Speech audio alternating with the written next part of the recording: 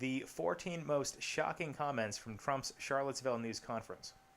A day after President Donald Trump gave in to political pressure and denounced by name the white supremacists and neo-Nazis who rallied in Charlottesville this past weekend, he reversed course and again blamed both sides, were to blame for the violence in the Virginia city.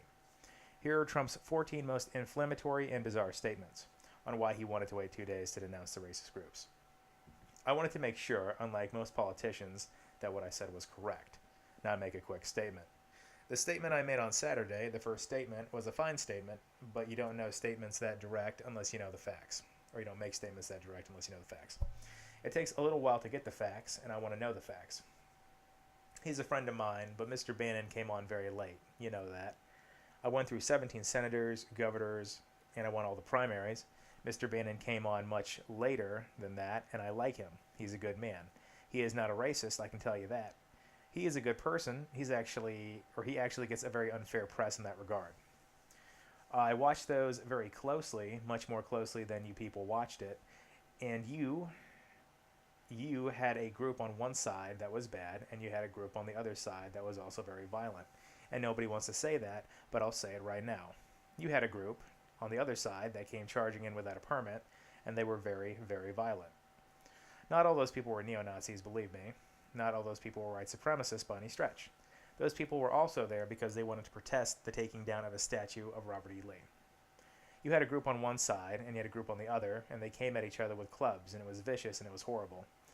And it was a horrible thing to watch, but there is another side. There was a group on this side, and you can call them the left.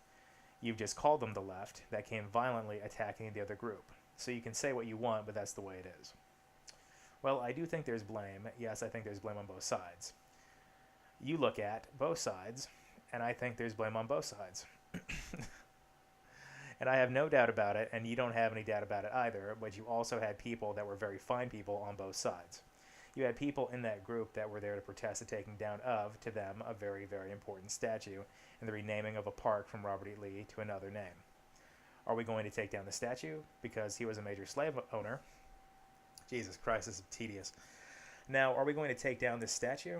So you know what? It's fine. You're going to change history. You're changing culture. And you had people, and I'm not talking about the neo-Nazis and the white nationalists because they should be condemned totally.